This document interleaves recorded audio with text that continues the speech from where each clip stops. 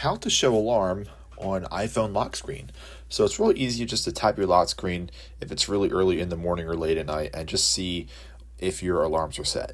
So I can drop down from the top left hand corner here and you see that nothing is there. So what you want to do is click and hold, and that way you come up to the customize area and you want to hit customize and you want to focus on lock screen. So then once that's here, you're going to have a lot of options, and what we can do is add a widget and then scroll down until you see where it says clock, and then you can just swipe over until you find where it says next alarm, and we will choose that, and then it comes up on the screen. You have two different options here. I'm just going to keep the one that I chose, so go ahead and hit X again, and then once you're satisfied with where it is, go ahead and hit done at the top right hand corner here, and then hit done.